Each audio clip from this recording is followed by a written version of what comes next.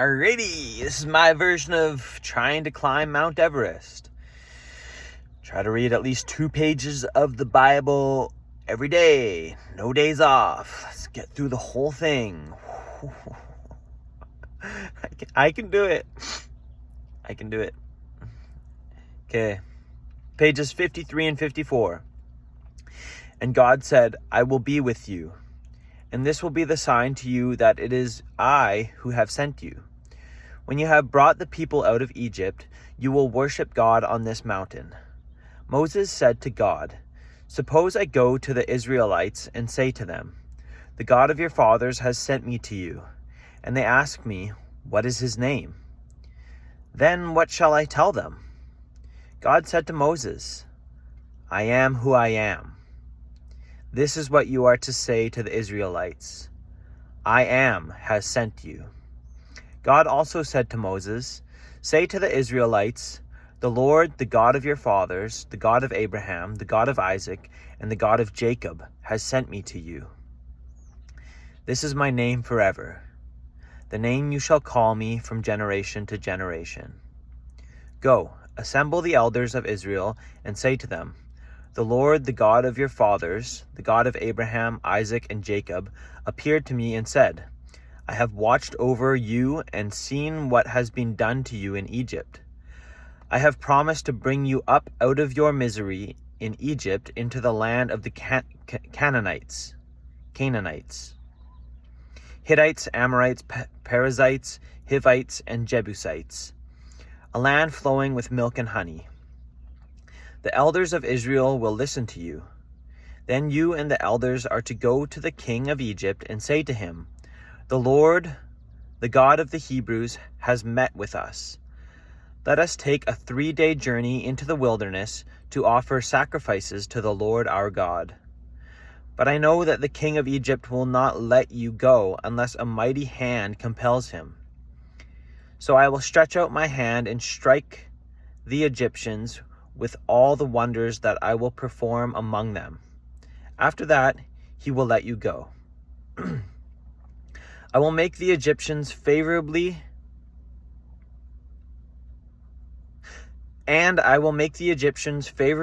disposed towards this people, so that when you leave, you will not go empty-handed. Every woman is to ask her neighbor and any woman living in her house for articles of silver and gold and for clothing, which you will put on your sons and daughters, and so you will plunder the Egyptians. Signs for Moses. Moses answered, What if they do not believe me or listen to me and say, The Lord did not appear to you? Then the Lord said to him, What is that in your hand? A staff, he replied. The Lord said, Throw it on the ground. Moses threw it on the ground, and it became a snake, and he ran from it. Then the Lord said to him, Reach out your hand and take it by the tail. So Moses reached out and took hold of the snake, and it turned back into a staff in his hand. This, said the Lord, is so that they may believe that the Lord, the God of their fathers, the God of Abraham, the God of Isaac, and the God of Jacob, has appeared to you. Then the Lord said, Put your hand inside your cloak. So Moses put his hand into his cloak, and when he took it out, the skin was leprous. He had become as white as snow. Now put it back into your cloak, he said. So Moses put his hand back into his cloak, and when he took it out, it was restored, like the rest of his flesh.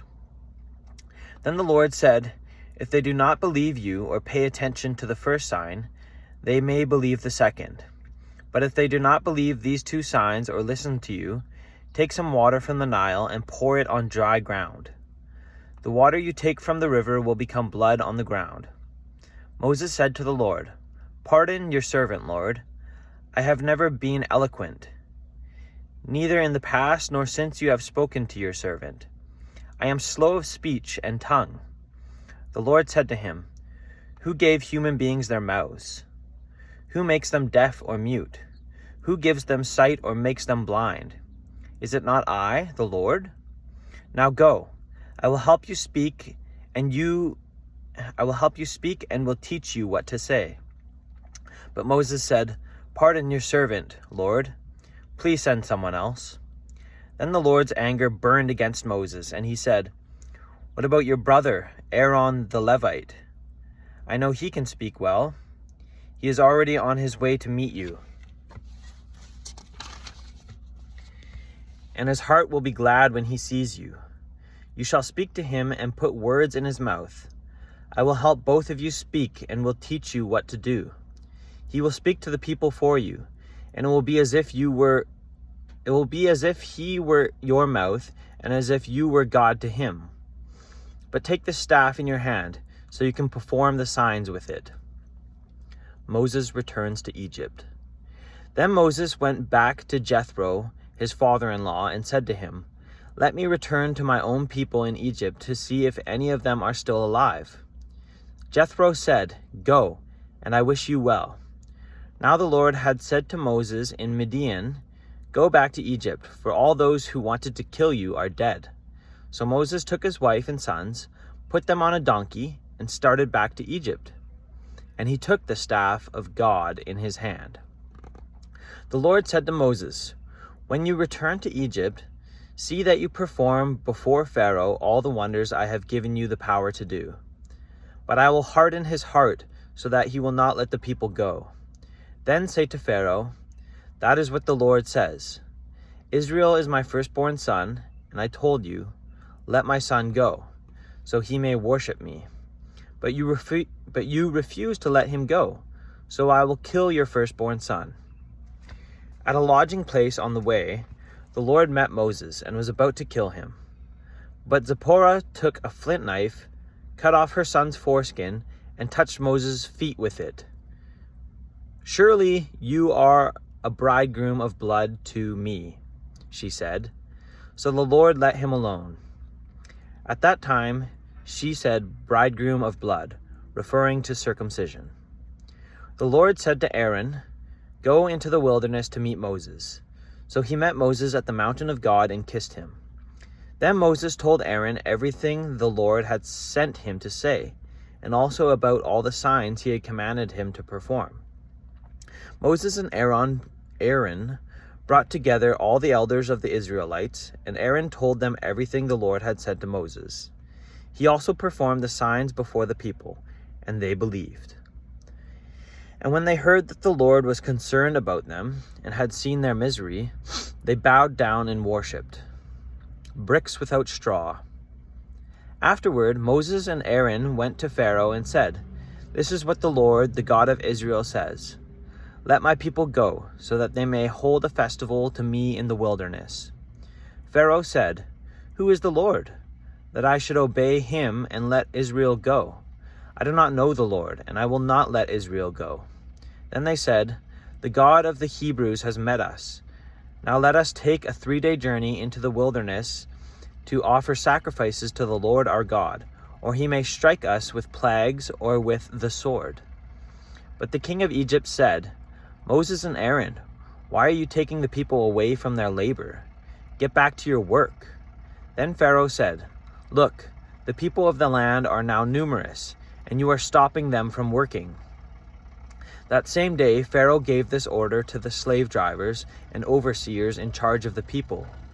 "You are no longer to supply the people with straw for making bricks.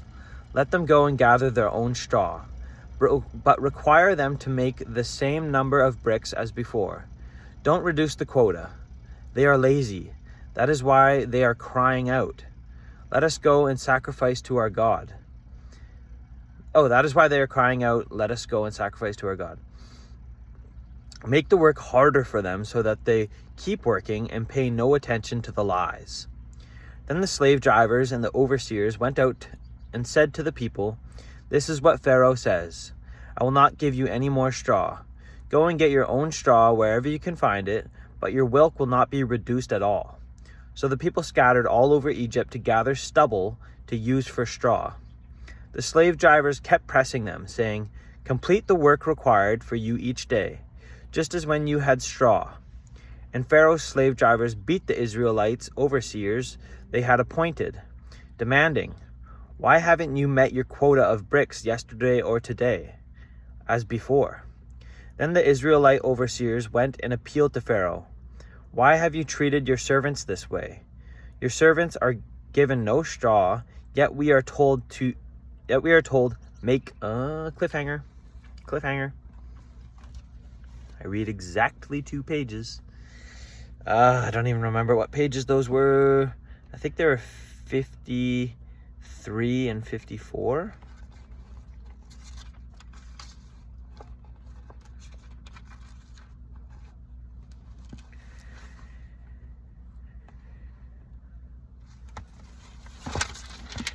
Whoa. Yep. 53 and 54.